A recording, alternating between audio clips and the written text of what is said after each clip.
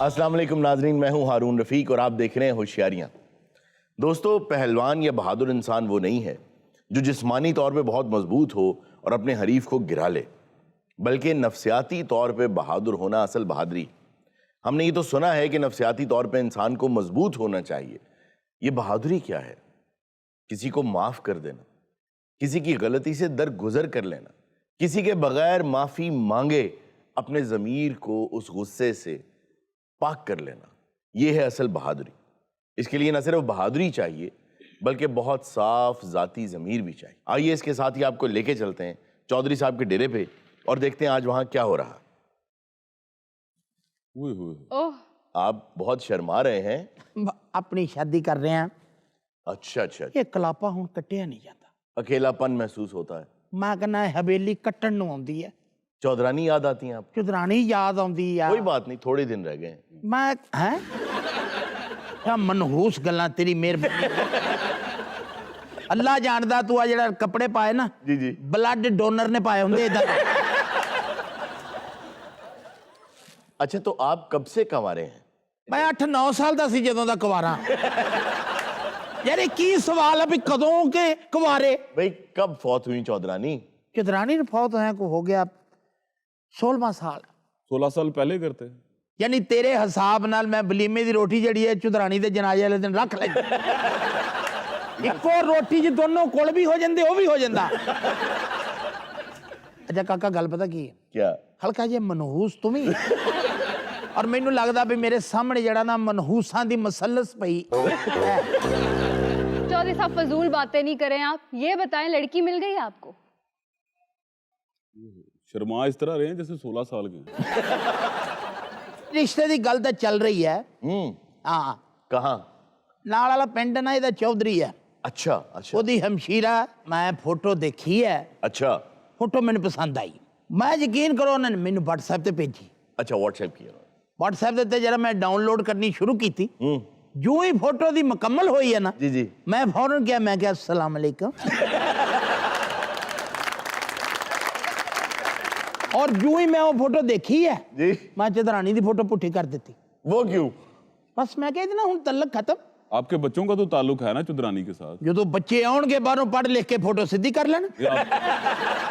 आप तो एकदम बदीद हो गए। बदीद का दे अभी तारीफें कर रहे थे चुदरानी की। माना चौधरानी तो मेरी जिंदगी चौधरानी वाह। अल्लाह जानता। मैं क्यों नहीं इधर ज्यादा। चौधरी साहब, इसमें कोई बेवफाई तो नहीं है? हाँ। अगर वो दुनिया से चली गई हैं, आपको वैसे भी इस्लाम ने 4 शादियों की इजाजत दे रखी है, तो इसमें तो कोई मजाका नहीं है। भाई हुण बहुत सारे लोग जड़े आ वो मैनू कहंदे भी चौधरी तेरी शक्ल जड़ी संतोष ना मिलती। जी बिल्कुल, उनकी वफात के बाद। अच्छा, मैंने कम बातें की आपको। लेकिन तू मनहूस ज्यादा। तू दिल च रखदा, तू हल्की हल्कियां गालां भी कढ़ रहे हैं। नहीं, मैं आपकी बड़ी रिस्पेक्ट करता हूँ। गल ये है भी अल्लाह मेरा जानदा बहुत सारे लोग जड़े ना, मैं जिसले तुरदा ना ऐ करके लोग कहते भी तेरी टोर जड़ी ना लगदी भी संजय दत्त आ रहा है। अंधे हैं वो लोग। मैं कहा कि गलत प्रेडिक्शन कदी नहीं की थी। काकी दिन मैं जवानी दी फोटो दिखावा अज जिहड़ी थोड़ी जबान च नहीं कहते टेलीविजन दी प्रोफाइल जी, एक साइड पोज, ऐ सैड पोज मेरा ऐ करके मैं तेन दिखावा। अल्लाह मेरा जानदा लगदा दिलीप कुमार है। आपको किसी ने ये नहीं कहा कि आप अपने वालिद साहब की तरह लगते हैं?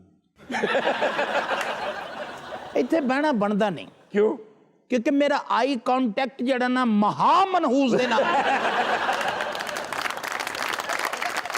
अच्छा, आपने तो उस खातून की तस्वीर देख ली और पसंद भी कर लिया, उन्होंने आपको देखा है? क्या हुआ? रात नूं टेलीफोन ते गल भी हुंदी है। ओहो, आप कितनी आगे बढ़ चुकी है। उन्हें रात ना मैनू बेध्यानी किते लिख बैठी भी साडी फसल नूं सुंडी पै गई। अच्छा, मैं कुछ छोटा जुमला लिखा, क्या? OMG। Oh my God. वो जनाब वापसी उन्हें मैनू मैसेज किया। क्या? वो तो गुस्से नाल लाल बगोली हो गई। क्यों? उन्हें समझाया भी इंग्लिश दे विच मैं उन्हें लिखा भी ओ मर गई। मखपब समझी नहीं ना। अच्छा, मकबब नहीं समझी हो, ठीक है। कल रात हरून तेन मैं की दसा, ਕੋਈ ਮੈਨੇ ਐਵੇਂ ਅੱਧੀ ਕੁ ਰਾਤ ਨੂੰ ਦਿਲ ਕੀਤਾ ਵੀ ਛੱਤ ਤੇ ਜਾਵਾਂ। अच्छा ਮੈਂ ਛੱਤ ਤੇ ਗਿਆ ਤਾਂ ਚਾਨਣੀ ਰਾਤ, वाह वाह ਮੰਜਾ ਮੈਂ ਅੱਜ ਵਿਛਾਇਆ ਤੇ ਮੈਂ ਲੰਮਾ ਪੈ ਗਿਆ। ठीक ਐਂ ਕਰਕੇ ਧਿਆਨ ਗਿਆ ਚੰਨ ਨਾਲ, जी ਤੇ ਚੰਨ ਨੂੰ ਦੇਖਦੇ ਦੇਖਦੇ ਲੱਗਾ ਵੀ ਇਹ ਉਹ ਹੀ ਹੈ। आहा आहा वाह वाह वाह ਲੰਮੇ ਪਏ ਪਏ ਨਾ ਹਰੂਨ, ਦੂਰੋਂ ਇੱਕ ਆਵਾਜ਼ ਆਈ ਹੈ ਕੰਨਾਂ 'ਚ ਨੂਰ ਜਹਾਂ ਦੀ। वो कह रही होगी कि पास आ जाओ। ਤੂੰ ਮੇਰਾ ਪੁੱਤ ਲੱਗਦਾ, शुक्रिया। ਭਾਵੇਂ ਤੂੰ ਮੇਰੇ ਨਾਲੋਂ 1.5 ਸਾਲ ਵੱਡਾ, ਲੇਕਿਨ ਮੈਂ ਇਕੱਲੇ ਨੇ ਜਾਣਾ ਨਹੀਂ ਤੈਨੂੰ ਲੈ ਬਗੈਰ। ਮਨਹੂਸਾ क्या आवाज आई ਤੇ ਨੂਰ ਜਹਾਂ ਦੀ ਆਵਾਜ਼ ਆਈ ਕੰਨਾਂ 'ਚ, क्या ਚਾਂਦਨੀ ਰਾतें चांदनी रातें सब जग सोए हम जागे तारों से करें बातें चांदनी रातें। वाह वाह चौधरी साहब ਅੱਲਾ ਜਾਣਦਾ, ਐ ਮੈਂ ਮੁੜ ਕੇ ਦੇਖਿਆ ਨਾ ਤੇ ਮੈਨੂੰ ਲੱਗਾ ਵੀ ਬਨੇਰੇ ਦੇ ਉੱਤੋਂ ਦੀ ਦੇਖ ਰਹੀ ਆ नूरजहां ਉਹ ਖੁਦਾ ਦਾ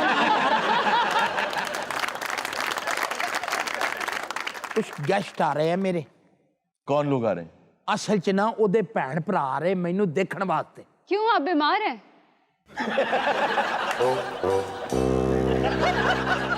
ਤੁਸੀਂ ਇਸ ਲਈ ਤਿੰਨੋਂ ਮੁਕੰਮਲ ਮੁਸੱਲਸ ਹੋ जी जी ਔਰ ਮੇਰੇ ਤੇ ਮੁਸੱਲਤ ਹੋ। आज आपके वो गार्ड्स रखा वगैरह कहाँ है ਅਸਲ 'ਚ ਗੱਲ ਪਤਾ ਕੀ ਆ ਹਰੂਨ, ਤੂੰ ਭਰਾ ਲੱਗਦਾ ਆ ਰੱਖਾ ਨਹੀਂ, ਰੱਖੇ ਦੇ ਕੋਲ ਮੇਰੇ ਬਹੁਤ ਸਾਰੇ ਰਾਜ ਹੈ। ठीक है ਥੋੜਾ ਉਰੇ ਹੋ ਜਾ, ਬਾਜ਼ੂ 'ਚ ਸਰੀਆ ਕੋਲ ਮੇਰੇ ਬੜੇ ਸਾਰੇ ਆ ਰਾਜ। अच्छा ਮੈਂ ਅੱਜ ਹਿਸਾਬ ਕਿਤਾਬ ਨਾਲ ਨਾ ਪਿੰਡ ਦੇ ਜੇ ਰਖਾਤਾ ਕਬੱਡੀ ਦਾ ਮੈਚ, ताकि सब लोग वहां चले जाए ਸਾਰੇ ਮੁੰਡੇ ਉਧਰ ਚਲੇ ਗਏ ਤੇ ਮੈਂ ਤਨ ਤਨਹਾ। चलें हम तो मौजूद हैं यहाँ हाँ। अगर शादी के बाद में आपके राज बता दिए। ਕਾਕਾ ਤੂੰ ਜੰਗੇ ਅਜੀਮ 'ਚ ਕਿੱਥੇ ਸੀ? क्यों? ਕਿਉਂਕਿ ਤੇਰੀ ਸ਼ਕਲ ਦੇ ਸਾਰੇ ਬੰਦੇ ਉਹਦੇ 'ਚ ਮਾਰੇ ਗਏ ਸੀ। ਮਾਪਿਆਂ ਦੇ ਘਰ ਧੀਆਂ ਤੇ ਸਦਾ ਨਹੀਂ ਹੋ ਰਹਿੰਦੀਆਂ, ਜੇ ਨਾ ਹੋਵਣ ਚੰਗੀਆਂ ਤੇ ਅੱਗੇ ਵੀ ਨਹੀਂ ਰਹਿੰਦੀਆਂ। क्या कह रहे हैं आप कौन है ਖਾਬਾਂ ਦੀ ਸ਼ਹਿਜ਼ਾਦੀ। ओके अच्छा अच्छा अच्छा अच्छा ਉਧਰ ਚੱਲ ਮੇਰੀ ਭੈਣ। ਕਿਧਰ ਉਧਰ? ਹੈ ਮੈਂ ਜਲਦੀ ਤੇ ਬਹਿ ਕੇ ਗੱਲ ਕਰ ਲੈ, ਤੂੰ ਭੈਣ ਵਿਆਹਣ ਆਇਆ ਕਿ ਖਰਾਤ ਲੈਣ ਆਇਆ? आप बैठे तशरीफ रखिए आप आइए ਭੈਣਾ ਜਦੋਂ ਜਵਾਨ ਹੋਏ ਕਦੋਂ ਬੈਠਾ ਜਾਂਦਾ ਜਨਾਬ। ਬਹਿ ਜਾ, ਤੇਰੀ ਮਿਹਰਬਾਨੀ, ਉਧਰ ਨਾ ਬਾਰ-ਬਾਰ ਗੱਲ ਕਰ ਜਾ। ਇਹਨੂੰ ਕਿ ਜ਼ਰਾ ਮੂੰਹ ਤੇ ਵਿਖਾਵੇ। ਦਿਖਾ ਦੋਗੇ ਜਾਂ ਪਿੰਡ ਐਲਾਨ ਕਰਾਈਏ?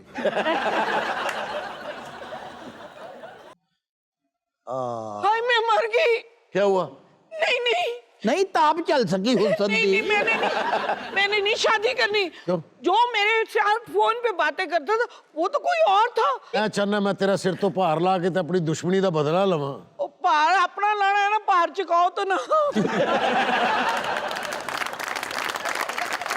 ਹਲਕੀ ਹਲਕੀ ਤੁਹਾਡੀ ਮਨਹੂਸੀਅਤ ਆ ਰਹੀ ਹੈ।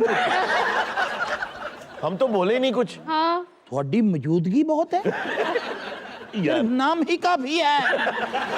ਕਿਹੜੀਆਂ ਕਿਹੜੀਆਂ ਮੇਰੀ ਭੈਣ ਨੂੰ ਫੋਟੋਆਂ ਭੇਜਦੇ ਰਹੇ ਹੋ ਚੌਧਰੀ ਸਾਹਿਬ? वो कह रही है उसमें आपका चेहरा जो है वो और तरह का था ਉਹ ਮੈਂ ਉਹ ਜਿਹੜਾ ਹੁੰਦਾ ਨਹੀਂ ਜਿਹਨੂੰ ਕਹਿੰਦੇ ਪਾਊਟ, जी जी जी जी ਉਹ ਪਾਊਟ ਕਰਕੇ ਖਿਚਾਈ ਸੀ। कैसे? हाँ हाँ यही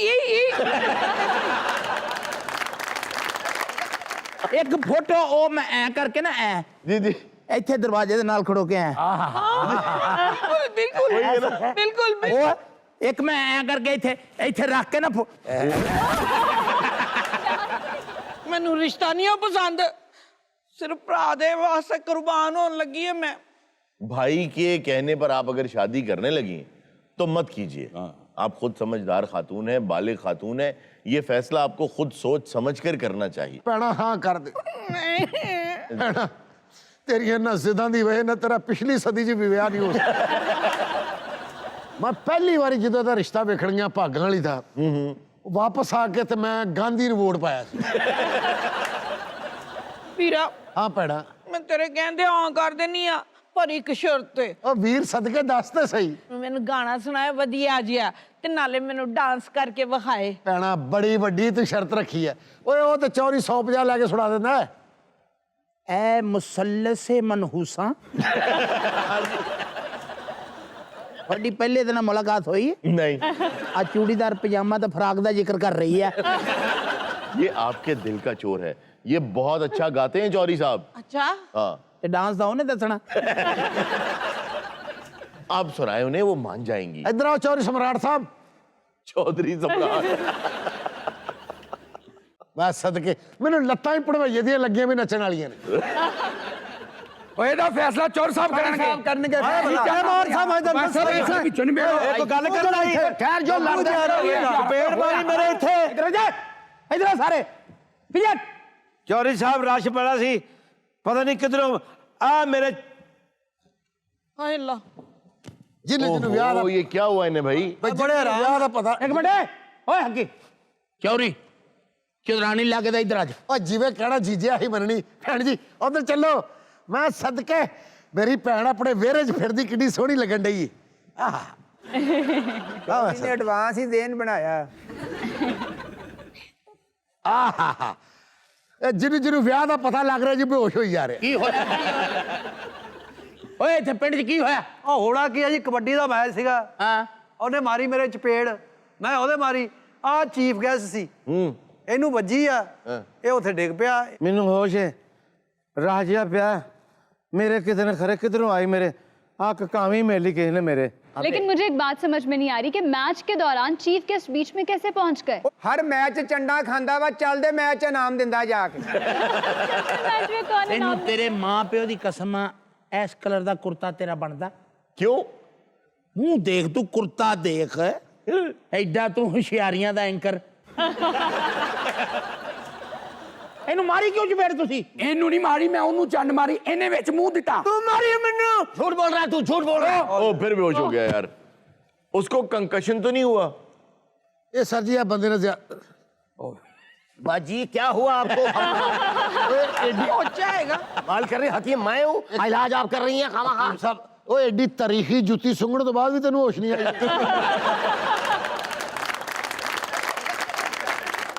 यार आ बहुत बुरी गल है ਤੁਸੀਂ ਸ਼ਗਨਾਂ ਦੇ ਟਾਈਮ ਦੇ ਉੱਤੇ ਰੌਲਾ ਪਾਇਆ ਇੱਥੇ ਆ ਕੇ ਇੱਥੇ ਕਿਹੜੇ ਸ਼ਗਨ ਹੁੰਦਾ ਆ ਉਹ ਮੁਬਾਰਕਾਂ ਦਿਓ ਇੱਥੇ ਵਿਆਹ ਹੋਣ ਲੱਗਾ ਵਿਚੌਰੀ ਦੇ ਸਿਰ ਤੇ ਸਿਹਰੇ ਵੱਜਣੇ ਇਹ ਭਾਗਾਂ ਵਾਲੀ ਨੇ ਇਸ ਘਰ ਚ ਆਏ ਨੇ अच्छा, ये जो टीम है ये किस गांव की है? ਲਓ ਦੱਸੋ ਇਹ ਭਾਗਾਂ ਵਾਲੀ ਦੀ ਪਿੰਡ ਦੀ ਜੀ ਇਹ ਚੌਰੀ ਦੇ ਇਹ ਪਿੰਡ ਸਾਡੇ ਪਿੰਡ ਦੀ ਟੀਮ ਹੈ ਇਹ ਨਸ਼ੇਰਵਾਨ ਕੀ ਨਾਂ ਇਹਦਾ ਨਸ਼ੇਰਵਾਨ ਲਓ ਵੀ ਬੱਚਿਓ जी ਤੁਹਾਨੂੰ ਇਨਾਮ ਦੇਣਾ ਚਾਹੀਦਾ ਤੁਸੀਂ ਚੰਡਾ ਸਹੀ ਮਾਰੀ ਮੇਰੇ ਬੱਚੇ ਨਿੱਕੇ ਨਿੱਕੇ ਮੈਂ ਤੈਨੂੰ ਦੱਸ ਛੜਾਵੇਂ ਜਿਹੜੀ ਮੇਰੇ ਨਾਲ ਨਾ ਕੀਤੀ ਹੈ ਕਿ ਨਹੀਂ ਤੂੰ ਵੱਡੇ ਵੱਡੇ ਕਰਕੇ ਤੇ ਫੇਰ ਆਈ ਜਾ ਤੈਨੂੰ ਪਤਾ ਵੀ ਤੇਰੇ ਬੱਚੇ ਛੋਟੇ ਆ ਛੋਟੇ ਆ ਤੂੰ ਮੈਚ ਕਿਉਂ ਕਰਾਉਣਾ ਮਜਬੂਰੀ ਫਿਰ ਤੈਨੂੰ ਪਤਾ ਕਰਾਉਣਾ ਹੀ ਪੈਂਦਾ ਗੱਲ ਕਰੀ ਆ ਵੀ ਇਹਨਾਂ ਚਪੇੜ ਮਾਰ ਕੇ ਚੰਗਾ ਨਹੀਂ ਕੀਤਾ ਇਹ ਜਦੋਂ ਪਹਿਲੀ ਵਾਰੀ ਚੀਫ ਗੈਸਟ ਬਣਿਆ ਨਾ ਚਿੱਟਾ ਸੀਗਾ अच्छा ਆਹ ਚੰਡਾ ਖਾ ਕੇ ਬਲੈਕ ਹੋਇਆ हाय मेरे अल्लाह मेरे शोहर किन्ने मार दिता ਉਹ मेरे ਰੱਜੋ शोहर नु ਉਹ ਤੂੰ ਤੇ ਇਸ ਪਿੰਡ 'ਚ मेरे नौशेरवान ये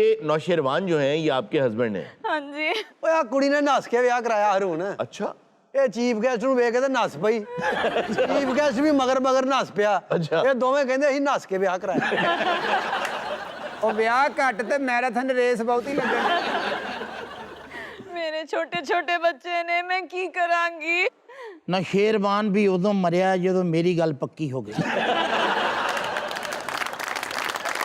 ओए उठो सलजूक दे अब्बा ਓਏ ਆ ਸਲਜੂਕ ਕੌਣ ਆ सलजूक कौन है? ਤੁਹਾਡਾ ਤੇ ਆਪਸ ਚ ਸਲਜੂਕ ਨਹੀਂ ਹੈਗਾ उठो सबुक्तगीन याद कर रहा था सबुक्तगीन? ਓਏ ਅੱਲਾ ਰਹਿਮ ਕਰਿਓ ਨਾ ਕਿੰਨੇ ਦੱਸੇ ਇਹਨਾਂ ਨੂੰ ਓਏ ਆ ਕਿੰਨੇ ਦੱਸੇ ਨਾ उठो हले तेल तो तमशनोवी च ਅਲ ਤੁਤਮਸ਼ हाँ जी ਮੇਰੀ ਇਹ ਭੈਣੇ ਰੋਣਾ ਇਹਦੀ ਲਾਸ਼ ਕਿਲੇ 'ਚ ਹੀ ਲੈ ਜਾ मैं क्या उठ पो आरफीन खिलौने पे मंगदा जे ਇਹ ਬਸ਼ਰਮ ਕੋਈ ਤਲਵਾਰ ਛੱਡ ਕੇ ਨਹੀਂ ਮਰੇ ਲਓ ਇਹ ਰੋਣੇ ਦਾ ਖਾਵੰਦ ਉੱਠ ਕੇ ਇੱਕ ਬੱਚੇ ਦਾ ਵੀ ਨਾਂ ਦੱਸ ਦਵੇ ਵੈਸੇ ਚੌਰੀ ਬਹੁਤ ਦੁੱਖ ਹੋਇਆ ਮੈਂ ਤਾਂ ਸੋਚਿਆ ਸੀ ਕਿ ਤੇਰੇ ਸਿਰ ਤੇ ਸਿਹਰੇ ਵੱਜ ਜਾਣਗੇ ਭੈਣ ਮੇਰੀਏ ਤੂੰ ਇੱਕ ਵਾਰੀ ਫੇਰ ਡ੍ਰੌਪ ਹੋ ਗਈ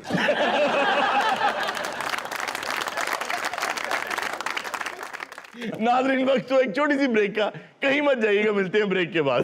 अच्छा, मैंने पहली दफा देखा है कि लाशों को ऐसे पट्टियां बांध के रखा जाता है सर्द खाने में। ਇਹ ਜਗ੍ਹਾ ਜਗ੍ਹਾ ਤੇ ਭੋਰਦਾ ਹੀ ਵੇ ਮੈਂ ਪੱਟੀਆਂ ਬੰਨ੍ਹਤੀਆਂ ਨਹੀਂ ਜੀ ਨਹੀਂ, ਇਹ ਇਹਨਾਂ ਦਾ ਕਸੂਰ ਨਹੀਂ, ਮੇਰੇ ਅੱਬਾ ਜੀ ਦੀ ਖੁਆਇਸ਼ ਸੀ क्या? ਕਿ ਮੈਨੂੰ ਮੰਮੀ ਬਣਾ ਕੇ ਦਫਨਾਉਣ। ਐਕਚੁਅਲੀ ਸਰ ਜਦੋਂ ਮੇਰੇ ਕੋਲ ਪੇਸ਼ੈਂਟ ਆਇਆ ਨਾ ਮੈਂ ਹਿਸਟਰੀ ਲਈ ਮੈਂ ਕਿਹਾ ਤੁਹਾਨੂੰ ਕੀ ਮਸਲਾ ਅੱਗੋਂ ਉਹਨੇ ਕਿਹਾ ਤੈਨੂੰ ਕੀ ਮਸਲਾ ਹੈ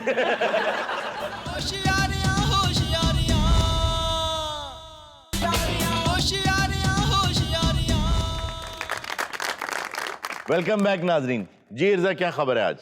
खबर है कि सर्द खाने में रखी हुई लाश चंद घंटों बाद जिंदा हो गई। सर ये लाश किसे खान साहब दी थी? अगर खान साहब की होती तो कभी जिंदा नहीं हो सकती थी। तो सर आप ये देखिए कि इर्जा की अच्छी खासी रिसर्च होगी खान साहब। जी हाँ, सुबह शाम तो इनमें बैठ रही हैं आजकल। ये जिन्हें कारवाजा भी रखे होंगे। वैसे वाकई मेरे पास है भी, सुनाओ। और मैं सीखना शुरू करने वाली हूँ बहुत जल्द। असल में जो खबर है वो तो है साउथ अफ्रीका की। वो एक खातून थी जिन्हें सर्द खाने में रखा गया, तो कुछ देर के बाद उनमें जान आ गई। जान क्या आनी थी कि वो फौत ही नहीं हुई थी, क्लिनिकली उनको डेड करार दे दिया गया। ये एक सिंड्रोम है, लजारस सिंड्रोम इसे कहते हैं। इसमें आपके जो वाइटल्स होते हैं ना वो नहीं आ रहे होते, और आप इतने डीप कोमा में चले जाते हैं कि डॉक्टर्स के मुताबिक आप क्लिनिकली डेड हो जाते हैं। लेकिन कोई ना कोई इंटरनल शॉक ऐसा आपको मिलता है कि आप दोबारा जिंदा हो जाते हैं। कहना तो ये चाहिए कि आप होश में आ जाते हैं, कोमा से वापस आ जाते हैं। यही वाकया सियालकोट में भी हुआ है और उस फैमिली को हमने दावत भी दी है, लेकिन वो वाकया एक मर्द के साथ हुआ। अस्सलाम वालेकुम जी। आप कौन है? मैं डॉक्टर जिशान जी, गंगाराम हॉस्पिटल। गंगाराम हॉस्पिटल सियालकोट में भी है? नहीं है जी, उत्थे नहीं है। वो तो मैं अपनी फुफ्फो वाल गया सी। अच्छा जी, आप कौन साहब हैं? जी मैं इस सर्द खाने का इंचार्ज हूँ। अच्छा अच्छा अच्छा अच्छा, आप वो लाशें वगैरह जो दराज में रखते हैं? जी जी दराज में रखता हूँ, फिर ताला लगा के आ जाता हूँ। यार आप कौन है? ਮੈਂ ਸਵੀਪਰ ਆ ਜੀ ਹਸਪਤਾਲ ਦਾ ये ਇਹ हॉस्पिटल ਬੜੇ ਵਧੀਆ ਡਾਕਟਰ, ਬੜੇ ਚੰਗੇ, ਪਿਆਰ ਮੁਹੱਬਤ ਵਾਲੇ, ਨਰਮ ਦਿਲ ਆ। ਇਹਨਾਂ ਨੇ ਕਦੀ ਸਾਨੂੰ ਮੁਲਾਜ਼ਮ ਨਹੀਂ ਸਮਝਿਆ ਤੇ ਨਾ ਕਦੇ ਹੀ ਇਹਨੂੰ ਡਾਕਟਰ। तो आप बड़े हैरान हुए उन्हें जिंदा देख के? ਹੈਰਾਨ ਇਸ ਲਈ ਹੋਇਆ ਵੀ ਜਦੋਂ ਮੁਰਦਾ ਇੰਜ ਪਿਆ ਸੀ ਇਹਨੂੰ ਕਿਤੇ ਠੰਡ ਲੱਗੀ ਤੇ ਇਹਨੇ ਇੰਜ ਕਰ ਲਿਆ।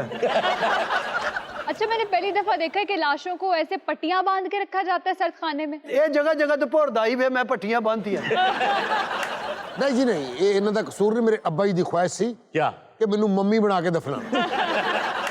ਐਕਚੁਅਲੀ ਸਰ ਜਦੋਂ ਮੇਰੇ ਕੋਲ ਪੇਸ਼ੈਂਟ ਆਇਆ ਨਾ ਮੈਂ ਹਿਸਟਰੀ ਲਈ ਮੈਂ ਕਿਹਾ ਤੁਹਾਨੂੰ ਕੀ ਮਸਲਾ ਅੱਗੋਂ ਉਹਨੇ ਕਿਹਾ ਤੈਨੂੰ ਕੀ ਮਸਲਾ ਹੈ अच्छा, क्योंकि आप वहाँ पे स्वीपर हैं, काम करते हैं, सर्द खाने में भी जाते रहते हैं, तो पहली दफा ऐसा हुआ है कि कोई लाश जिंदा हो गई? ਨਹੀਂ ਬਾਜੀ ਪਹਿਲਾਂ ਵੀ ਕਈ ਵਾਰੀ ਹੋਇਆ, ਇਹਨੇ ਕਈ ਦਰਾਜ ਤੇ ਕਿਰਾਏ ਤੇ ਦਿੱਤੇ ਨੇ। हारून साहब, वैसे अब वो कैप्सूल होटल्स का कितना ट्रेंड आ गया, वो भी सर्द खाने ही लगते हैं। कई दहाइयों से हांगकांग के अंदर और चाइना के अंदर, खुसूसन टोक्यो के अंदर भी ऐसे लोग हैं जो केजेस के अंदर, दराजों में, बाकायदा लिटरली दराजों के अंदर जिंदगी गुजार रहे हैं। और जापान में तो ये कहते हैं वो बंकर्स में रहते हैं और वो रात को ही अपनी शेव भी कर लेते हैं, टाई शाई भी लगा लेते हैं और सुबह उठते हैं काम पे चले जाते हैं। जी बिल्कुल ऐसा ही है। मैंने वहाँ हांगकांग के अंदर एक घर देखा, उस साहब ने जब मुझे बुलाया कि आप मेरे फ्लैट पे तशरीफ लाइए, तो जब मैं वहाँ गया तो मैंने सोचा कि भाई मतलब कोई लाउंज होगा, कोई अंदर कमरा होगा, कुछ होगा। जब मैंने दरवाज़ा खोला तो वुड यू बिलीव कि जो उनका बिस्तर था उनके तकिए के बिल्कुल साथ कमोड था और उसके ऊपर किचन का कैबिनेट। ਸਾਰੇ ਜਦੋਂ ਮੇਰੇ ਕੋਲ ਆਇਆ ਵਾ ਤੇ ਚੰਗਾ ਭਲਾ ਸੀ। अच्छा, अगर अच्छा खासा था तो तुम्हारे पास क्यों आया था? सर मैनू तो डॉक्टर भी कोमे च लग रहे। ਇਹ ਬੜੇ ਸਮਝਦਾਰ ਨੇ, ਬੜੇ ਜੀਨੀਅਸ ਡਾਕਟਰ ਨੇ। कैसे? जब तू ना होवे तो इन्हू मन्ने कोई ना। ਇਹ ਤੇ ਹੁਣ ਵੇਖੋ ਨਾ 25 ਸਾਲ ਹੋ ਗਏ ਉਹਨਾਂ ਨੇ ਸਰਵਿਸ ਕਰਦਿਆਂ। अच्छा, ਮੈਂ ਇਹਨਾਂ ਦੇ ਘਰ ਦੇ ਸੌਦੇ ਵੀ ਲਿਆ ਕੇ ਦੇਣਾ ਸਾਰੇ। ਇਹ ਤੇ ਡਾਕਟਰ ਦੇ ਘਰ ਵਾਲੇ ਬਰਫ ਮੰਗਣੇ, ਇੰਨੀ ਬਰਫ ਮੁਰਦੇ ਤੋਂ ਲਾ ਕੇ ਘਰ ਦੇ ਆਉਂਦਾ। ह्यूस्टन में एक बड़ी अजीबोगरीब मरीजा आई कि उनकी ब्रेन की सर्जरी हो रही है, तो वो बांसुरी बजा रही है। जी, गिटार बजाते हुए लोगों ने ऑपरेशंस करवाए हैं। आम तौर पे बहुत से दिमाग के ऐसे ऑपरेशंस हैं जिसमें वो पेशेंट्स को पूछ लेते हैं कि आप क्या काम अच्छा करते हैं। बांसुरी बजा लेते हैं जैसे आपने कहा, या गिटार बजा लेते हैं, या कोई और काम कर लेते हैं, या किताब पढ़ लेते हैं। तो उस दौरान वो काम वो करते रहें। कोई गुफ्तगू अच्छी करता है तो वो करता रहे ताकि दिमाग कोमा में ना चला जाए। ਇਹ ਮੇਰੇ ਦਾਦੇ ਦਾ ਦਿਮਾਗ ਦਾ ਆਪਰੇਸ਼ਨ ਹੋਇਆ ਸੀ। अच्छा, ਉਹ ਮੇਰੇ ਦਾਦੇ ਨੂੰ ਕਹਿੰਦੇ ਵੀ ਤੂੰ ਕੀ ਕਰਨਾ? ਉਹ ਕਹਿੰਦਾ ਮੈਂ ਸਾਰਾ ਦਿਨ ਗਾਲਾਂ ਕੱਢਦਾ। ਉਹਨਾਂ ਨੇ ਉਹਨੇ ਕਿਹਾ ਚਲੋ ਫਿਰ ਗਾਲਾਂ ਕੱਢੀ ਜਾ, ਇਹੀ ਕਰੀ ਜਾਂਦੇ ਆ। ਉਹਨਾਂ ਨੇ ਫਿਰ ਇਨਸਟਰੂਮੈਂਟ ਨਾਲ ਨਹੀਂ ਕੀਤਾ, ਡੰਡਿਆਂ ਨਾਲ ਕੀਤਾ। ਫੋਨ ਤੇ ਫੋਨ ਆ ਰਹੇ ਨੇ, ਉਹ ਛੋਟਾ ਬੰਦਾ ਤੇ ਨਹੀਂ ਨਾ ਫੌਤ ਹੋਇਆ, ਨਹੀਂ ਨਹੀਂ, ਇਹ ਖਾਨਦਾਨ ਦਾ ਦੁਲਹਾ ਫੌਤ ਹੋਇਆ। वाह वाह वाह वाह वाह। ਲਾੜਾ ਗਿਣਿਆ ਜਾਂਦਾ ਸਾਡੇ ਖਾਨਦਾਨ ਚ। ਹਾਂਜੀ ਅਸਲਾਮ ਵਾਲੇਕੁਮ ਫੁੱਫੀ। ਹਾਂਜੀ, ਔਰ ਨਹੀਂ ਓਏ ਇਤਲਾਹ ਗਲਤ ਸੀ, ਅੱਬਾ ਜੀ ਜਿਉਂਦੇ ਨੇ ਕਿ ਤੁਸੀਂ ਚੁੰਡੇ ਤੋਂ ਨਿਕਲ ਪਏ ਹੋ? ਹੈਲੋ, ਹਾਂਜੀ ਖਾਲੂ ਜੀ। ਉਹ ਨਹੀਂ ਖਾਲੂ ਜੀ, ਉਹ ਇਤਲਾਹ ਝੂਠੀ ਹੈ।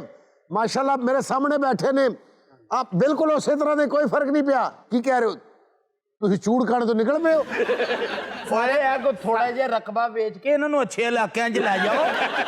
ਸਾਰੇ ਪ੍ਰਾਹੁਣੇ ਨਹਿਰੋ ਨਹਿਰ ਹੀ ਹਾਰੇ ਲੱਗਦਾ। ਮੈਂ ਇੱਕ ਦਿਨ ਇੱਥੋਂ ਲੰਘਿਆ ਜੀ ਲਿਬਰਟੀ ਚੋਂ, ਮੈਂ ਸਿਰਫ ਪਲਾਜ਼ਾ ਅੱਖ ਭਰ ਕੇ ਵੇਖਿਆ। ਅੱਛਾ। ਅੱਬਾ ਜੀ ਨੇ ਮੇਰੀਆਂ ਅੱਖਾਂ 'ਚ ਵੇਖਿਆ, ਕਹਿੰਦੇ ਮੇਰੇ ਬੇਟੇ ਨੂੰ ਪਲਾਜ਼ਾ ਪਸੰਦ ਹੈ। ਮੈਂ ਕਿਹਾ ਬੂ ਪਤਾ ਨਹੀਂ ਕਿਹਦਾ। ਉਹਨੇ ਕਿਹਾ ਬੇਟੇ ਤੁਹਾਨੂੰ ਪਸੰਦ ਹੈ? ਮੈਂ ਕਿਹਾ ਪਸੰਦ ਆ। ਉਦੋਂ ਦਾ ਦੋਵੇਂ ਪਿਓ ਪੁੱਤ ਉੱਥੇ ਮੰਗਦੇ, ਕਹਿੰਦੇ ਮੇਰੇ ਪੁੱਤਰ ਨੂੰ ਬਹੁਤ ਪਸੰਦ ਹੈ। ਓਏ ਆਪਰੇਸ਼ਨ ਵਾਲੀ ਛੁਰੀ ਨਾਲ ਸੇਬ ਛਿੱਲਣ ਵਾਲੇ ਆ। ਮੈਂ ਸਵੇਰੇ ਕਰ ਲਓ। ਉੱਠਿਆ ਤੇ ਅੱਲਾ ਜਾਣਦਾ ਤੁਸੀਂ ਝੂਠ ਸਮਝੋਗੇ। ਮੇਰੇ ਵਾਲਦ ਸਾਹਿਬ ਮੇਰੇ ਮੂੰਹ ਤੇ ਬੈਠੇ ਨੇ, ਓ ਯਾਰ ਇਹਨੂੰ ਪਰਾਂ ਭਾਗ ਤੇ। ਔਰ ਅੱਲਾ ਦੀ ਕਸਮ ਅਸੀਂ ਤੇਰੀ ਸਿਰਫ ਗੱਲ ਕਿਹੜੀ ਸੱਚੀ ਸਮਝ ਰਹੇ ਵੀ ਜਿੱਥੋਂ ਜਿੱਥੋਂ ਤੇਰੇ ਪ੍ਰਾਹੁਣੇ ਨਿਕਲ ਰਹੇ ਆ। ਇੱਕ ਮਿੰਟ ਬਈ, ਇੱਕ ਮਿੰਟ। ਹੈਲੋ ਜੀ ਚਾਚਾ ਜੀ, ਕੀ ਹੈ ਤੁਸੀਂ ਗਿੱਦੜ ਪਿੰਡੀ ਤੋਂ ਨਿਕਲ ਪਏ ਹੋ? ਉਹ ਤੇਰਾ ਇਸਲਾਮਾਬਾਦ ਕੋਈ ਨਹੀਂ ਰਹਿੰਦਾ, ਉੱਥੇ ਤੇਰਾ ਪਹਿਲਾ ਪਿਓ ਮਰਿਆ। ਇਮਾਰਤ ਦਾ ਅੰਦਾਜ਼ਾ ਲਾ ਲਓ ਕਿ ਫੋਨ ਆ ਹੀ ਰਿਹਾ, 1 ਰੁਪਈਆ ਨਹੀਂ ਬੈਲੈਂਸ ਜੋਗਾ ਵੀ ਇਹ ਵੀ ਕਰ ਲੈ ਕਿਸੇ ਨੇ। ਆਪਣਾ ਫਿੱਟੇ ਮੂੰਹ ਲਿਖਣ ਵਾਲਾ ਬੁਰਸ਼ ਹੁੰਦਾ ਹੈ।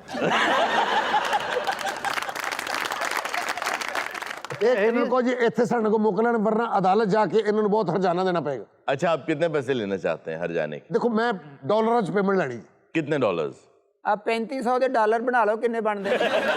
ਡਾਕਟਰ ਐਡਾ ਜ਼ਾਲਮ ਨਾ ਬਣ, 150 ਰਕਸ਼ਾ ਦਾ ਕਿਰਾਇਆ ਦੇ ਦੇ, ਘਰ ਤੇ ਜਾਈਏ। नाज़रीन, वक्त हुआ एक छोटी सी ब्रेक का, कहीं मत जाइएगा, मिलते हैं ब्रेक के बाद। और आई बिलीव कि कोई एज नहीं होती कोई नई चीज सीखने के लिए, आप किसी भी उम्र में शुरू कर सकते हैं। आपने ये फैसला जवानी में क्यों नहीं किया? देखिए मैंने स्पेसिफिकली अपनी बात नहीं की थी, मैं तो एक जनरल बात। इरजान उस्ताद ने कहना है जी, इन्हें कहना खबर है कि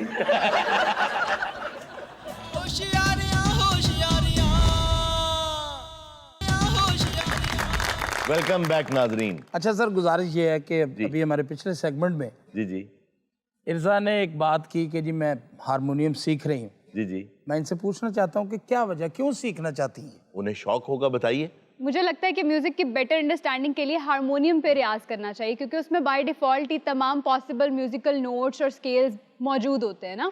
so over the period of time फिर मैं तानपुरे पे भी प्रैक्टिस करना चाहती हूँ। जिंदगी के अंदर हर ऐसा काम और हर ऐसी चीज सीखनी चाहिए जिसमें आपको टाइम एंड स्पेस से निकल जाने का एहसास हो। और आई बिलीव कि कोई एज नहीं होती कोई नई चीज सीखने के लिए, आप किसी भी उम्र में शुरू कर सकते हैं। आपने ये फैसला जवानी में क्यों नहीं किया? देखिए मैंने स्पेसिफिकली अपनी बात नहीं की थी, मैं तो एक जनरल बात। इरजान उस्ताद ने कहना है जी, इन्हें कहना खबर है कि एक मुन्नी बेगम है ना, इन्हें होना पतकुन्नी बेगम। वो कौन सी बेगम होती है? अच्छा, मुन्नी बेगम, क्या बात। उनकी जो चॉइस ऑफ गजल्स भाई बहुत खूब। सबसे मिलाओ तो एक बार मेरे दिल से मिलो, वाह। माहे कामिल से मिलो। वो कहती हैं कि जिससे चाहे मिलो, जब सबसे मिलाओ तो एक बार मेरे दिल से मिलो। बहुत शानदार गजल है। ये जो पता गल सुना के अगले बंदे ਨੂੰ ਦਰਿਆ ਛਾਲ ਮਰਵਾ ਦਿੰਦਾ ਹੈ। भाई दरिया कुछ नहीं होता, हौसला होता है। वो ਛਾਲ ਮਾਰ ਲੈ ਆ ਗਿਆ ਹੀ। ਇਹ ਜੈਕਟ ਤੁਸੀਂ ਪੂਰਾ ਸਾਲ ਪਾਉਣੀ ਹੈ? नहीं, ਇਹਨੂੰ ਕੋਈ ਬਟਨ ਬੁਟਨ ਨਹੀਂ ਲੱਗੇ ਫਿਕਸ? जो सीखने की बात हो रही थी जी, उसमें मुझे याद आ गया कि 1890 में एक घोड़ा था, उसको कहते थे क्लेवर हांस। आप सीखने की बात कर रहे थे तो उसके मालिक ने उसको मैथमेटिक्स सिखाया हुआ था। वाह। वो मैथ के जो सवालात थे वो हल कर लेता था।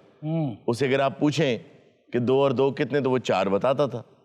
आहिस्ता आहिस्ता उसने नाम लिखने सीख लिए, वो नामों के स्पेलिंग्स बताता था। तो हारून साहब वो बताता कैसे था? वो ऐसे बताता था कि जब उसे पूछते थे कि 2 और 2, तो वो अपनी जो टाप है, जो घोड़े की टाप होती है, वो जमीन पे मारता था 4 मरतबा। आहिस्ता से ना पैर मारदा मारदा फिर क्लासिकल भी सीख गया। और अगर उसको 0 बताना था तो फिर क्या करता था? जी, जब 0 बताना होता था तो वो को मजा नहीं। हारून विल्हेम ऑस्टिन जो थे वो प्रूव भी ये करना चाहते थे कि जानवर भी बहुत इंटेलिजेंट होते हैं। जी हाँ, जिन्होंने उसको सुधाया था वो ये साबित करना चाहते थे कि जानवर भी बहुत दानिशमंद होते हैं। और फिर चश्मे फलक ने देखा कि ये साबित हुआ। क्यों भाई गोगे? हाँ हाँ, सर्कस में बड़ी देर इन्होंने काम किया है। एज एक मरतबा पूरे एक इलाके की जान बचा ली एक कुत्ते ने। वो कैसे सर? अलास्का के एक छोटे से गांव में एक वबा फैल गई। अब जो वबा वहां फैली उसकी दवा सियाटल में थी। अब वहां से कई 100 मील का सफर है, बहुत दूर वो इलाका है, और वहां तूफान था, हवा थी, और कोई आदमी उस गांव से निकल के सियाटल दवा लेने नहीं जा सकता। उन्होंने उस कुत्ते को छोड़ा, वो सियाटल गया उस तूफान में, उस ब्लिजर्ड में, और वहां से दवा लेके वापस आया और लोगों की जान बच गई। वाह वाह। ਸਾਰੀ ਬਾਤ ਆ ਕੁੱਤੇ ਨੇ ਆਉਣ ਜਾਣ ਦਾ ਰਕਸ਼ਾ ਕਰਾਇਆ ਉਹ ਲੈ ਆ ਇੱਕ ਕੁੱਤਾ ਕਿੰਨੀ ਕੁ ਦਵਾਈ ਆਪਣੇ ਤੇ ਲੱਦ ਕੇ ਲੈ ਆਇਆ? यार लाद के लाने की बात नहीं है, वो एक दवा आ गई, उसको डाइल्यूट करके वो सब लोगों ने इस्तेमाल किया। अच्छा, अगू बनाती उन्होंने। जी जी। अच्छा जी, डेविड ग्रे बियर्ड। जी डेविड ग्रे बियर्ड उस बंदर का नाम था। बंदर का, वेरी गुड। वो औजार बना लेता था, हेलो। वो हार्डवेयर टूल्स बना लेता था, वो छुरी बना लेता था, वो स्टिक्स के साथ ऐसे चप्पू बना लेता था कि वजीराबाद रहंदा सी वो। अच्छा, मेरा ख्याल है कि जानवरों को आप जैसा भी ट्रेन करेंगे वो काम करने लग जाएंगे। लाइक उनकी अपनी इंटेलिजेंस नहीं होती है, जी, वो जी। खुद से सोच नहीं सकते, आपको उन्हें ट्रेन करना पड़ता है। म्यूजिक छड़ दे, जानवर ही रख ला। ਆ ਵੇਲਾ ਯਾਰ ਰੱਖ ਲੈ।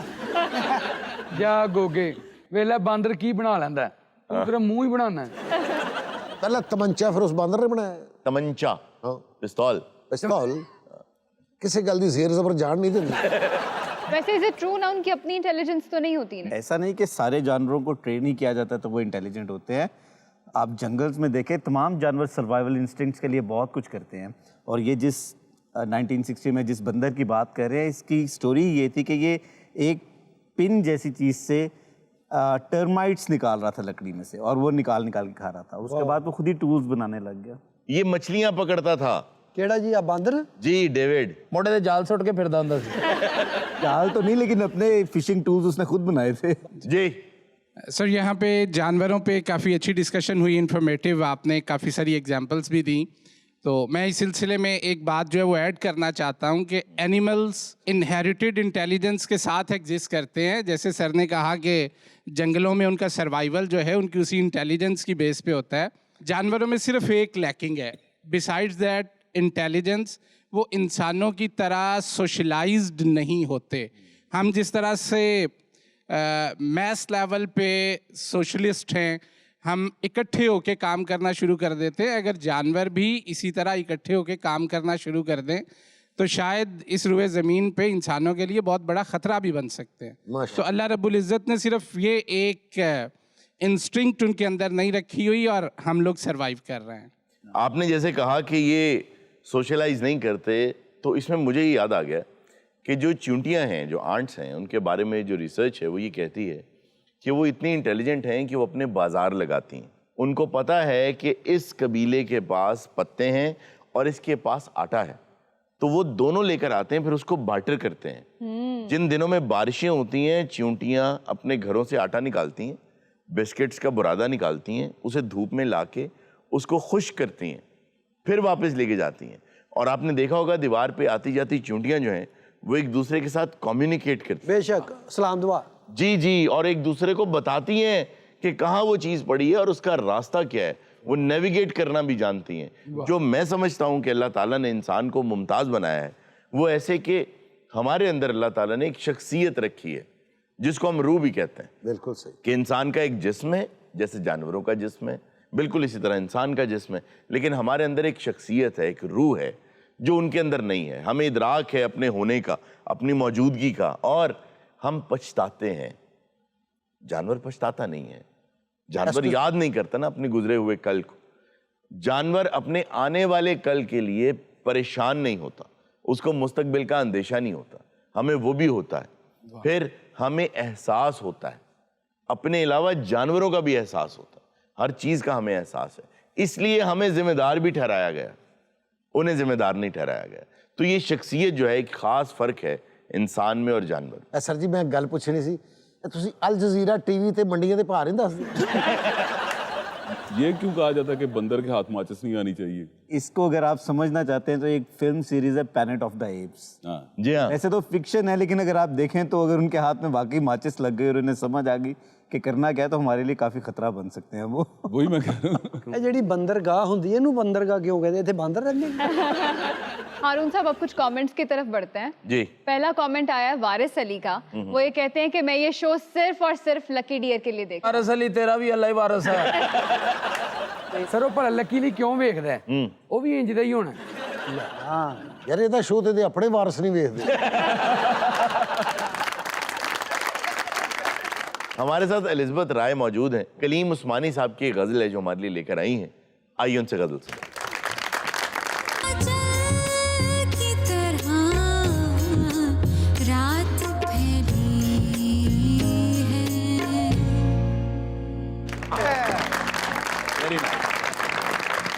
नाज़रीन, ये था आज का शो. इंशाल्लाह आपसे मुलाकात होगी नेक्स्ट शो में. अपना बहुत सा ख्याल रखिएगा. अल्लाह हाफ़िज़.